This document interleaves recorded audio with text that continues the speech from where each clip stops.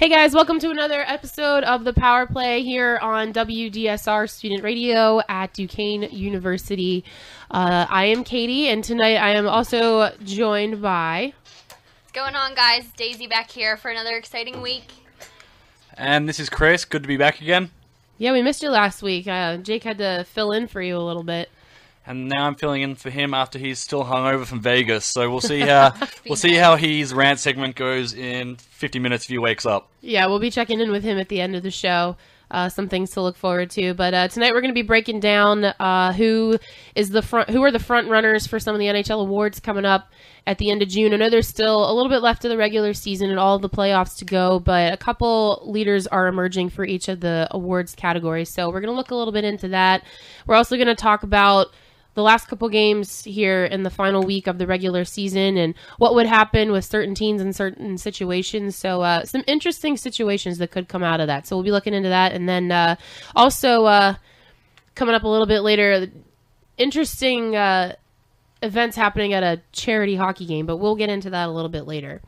So looking at these awards for the 2014 season, we'll start with our goaltenders, who really have been, I think, some of the biggest stars of the league for this year. At least they have been as of late. So as of right now, the top three contenders for the goaltender of the year are Tuukka Rask from Boston, Ben Bishop from Tampa Bay, and Semyon Varlamov from the Colorado Avalanche. Of the three, I personally think Varlamov is going to have a strong... Varlamov? For sure. Yeah. I'm gonna go with him. He's my number one pick for this award. So I don't know. What do you guys think? Personally, I think that Tuukka Rask last year was unlucky to miss out on the Vezina. He had a very good year last year. This year, he's had some good support from Chad Johnson, but he's played, I feel, better hockey this year than he did last year. And that Boston defense is without Dennis Seidenberg, who they've been without since the first game since Christmas break, and he's been lights out during their winning streak. Sort of in March, I think he was averaging over .930 save percentage with I think it was a 1.97 goals against or something very close to that. And he's been the rock in that Boston defense. That Boston defense has been solid this year. Hasn't been as good as it has been in other years due to Seidenberg being out. Like, you can't replace the top two defensemen. And if you look at that, I think they're leading in goals against again, and he's been very solid for them. I feel like Tuukka Rask is gonna win it this year. Sort of Ben Bishop has been playing well, and so has Varlamov, but I feel like Tuukka Rask has just been too strong this year, leading the league in shutouts. He's up there in wins, but he's been a strong contender this year. Your Boston showing. Yeah, on paper, Rask definitely looks like the front runner in this. I mean, he has a .930 save percentage, 2.08 goals against, and his record is 32-14-5. And like you said, he's leading the league in shutouts right now with 6, and he has the best 5-on-5 save percentage. So when you look at all the numbers and you want to look at it analytically, yeah, it looks like he's going to run away with this award. But I have to say, yeah, Bishop and, like I said, Varlamov have also had great seasons. And I just think Varlamov is a strong contender just because the Avalanche as a team has made him look very good. Sometimes I think when you have a good defense, that almost kind of sets up the stage for your goaltender to be outstanding and look good as well. Not saying that they're the main reason why he's had a great season, but I definitely think it's a contributing factor. And then Bishop, yeah, he's had a great season too. He's 34-11-7, 2.18 goals against, and a .927 save percentage. And he's right behind Rask. He has 5 shutouts and has a .936 5-on-5 save percentage. So he's had a fantastic season as well. He's almost right up there with Rask. But for as well as he has done this season, I don't see Bishop winning it. Yeah, sort of I tend to agree with you there. Sort of most people are talking about Rask and Varlamov as far as the top two in that category. Sort of Bishop's just such an intimidating figure in that net, sort of just his size and his reach and sort of some of the glove saves which I've seen him pull off in the last couple of weeks and throughout this season have been phenomenal. Sort of that Tampa Bay team has often at times left him stranded. So it would be interesting to see the sort of the 2-on-1 or the 3-on-2 save percentage that some of these goaltenders have had, because Bishop has saved Tampa Bay a lot of those times. Oh, yeah. If you want to look at almost, I guess you can call it a blessing in disguise, with Stamkos being out for 3 months, that really hurt them offensively, so they kind of had to step it up defensively to stay in the running for the postseason like they have. And Bishop, he was up to the challenge. And like you said, he's a big-bodied guy. He is a huge goaltender in that net, makes that net look very small to the other teams.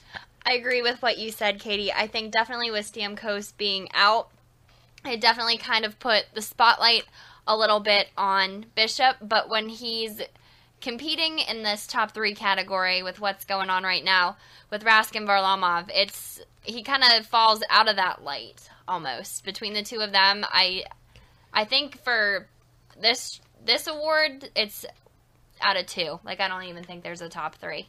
I think it's definitely worth mentioning that Bishop has had a great season, and I think if the award was going to be for the most underrated player, I think Bishop would win that hands down. But, when you're looking at the team as a whole, Boston has been playing awesome hockey, Colorado has been playing awesome hockey, and Tampa Bay's just kind of had a rocky season between the injuries, and they don't really have one standout D-man either.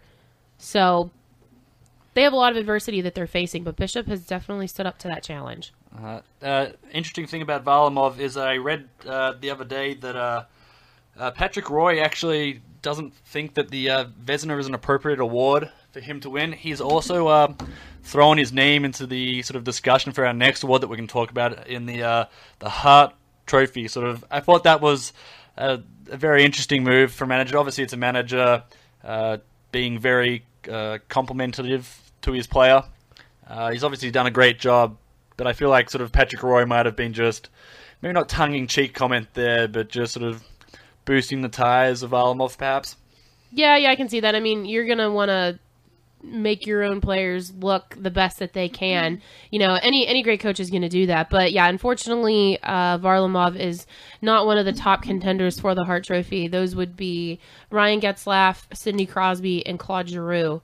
Obviously, Crosby's having a stellar season.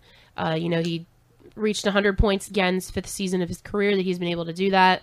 Drew has really led the Flyers through these past couple months, going from having a very rough start to their season back in October, and now they're definitely in playoff contention, and they're going to make a run for it. So those two are very, very deserving of being in there. And Getzlaf, the Ducks have had an incredible season as well.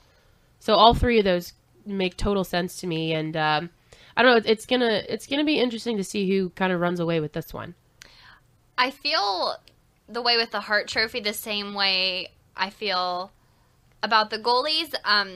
Crosby's been consistent all season. Giroux is a force to be reckoned with, kind of bringing the Flyers back out of the slump that they had at the beginning of the season. And Getzlaf just kind of falls out of it for me. Yeah, everything that Getzlaf has done in this season has been commendable. He's playing on a very good team. He's a very good player. Some of when I hear the name Ryan Getzlaf, I think back to a couple of those games against the Penguins when he scored some of those absolutely incredible goals. But unfortunately, those moments like that are not going to be enough to really put you in leading contention for the Hart Trophy. So yeah, I'm going to have to go with Crosby or Giroux as the winner of the Hart this year. I'm going to have to say Crosby in this. Crosby's been the driving force behind this Penguins team this year. If you look at the Penguins offense as a whole, it's really been a 2-line team the entire year. If you take Crosby out of that team and out of that first line, I feel like you're not going to get such a good offensive production. I know that's an obvious statement, pointing out the best offensive player in the team is going to obviously have a huge impact. But Crosby's just that force on the ice that when he's on there, it's almost like the players around him have more confidence. And if you're watching him as a defense, you tend to forget about the guys. May not forget about the guys around him, but there's more focus on Sidney Crosby than there will be on the guys surrounding him. That's why I feel like, numbers aside, Giroux and Getzlaf have had great years for their respective teams. But if you have to choose one player out of those 3 to win the Hart, it has to be Sidney Crosby. He's been so dominant this year. He's been healthy for the entire season, and he's been the best in the ice. Yeah, Crosby is definitely the most consistent of the top 3 right now. He's also leading the league in points with 94. He has 34 goals and 60 assists in 71 games so far. And he's also leading the face-offs. He wins 52.4% of his face-offs, and he's second in power play points as well. But, it's also worth mentioning that Getzlaf has had a career-high 30 goals this season, and he's second in scoring right behind Crosby with 79 points. So his numbers are looking pretty good too. And then, when you look at Giroux's numbers almost, I don't really think they make him stand out as an individual. Rather, they make the team stand out as an incredible story for how they've done. Philadelphia is 18-2-0 when Giroux scores a goal. Oh. That's some pretty deadly numbers, especially going into the playoffs. And he's been absolutely dominant in the past 3 months as an individual player.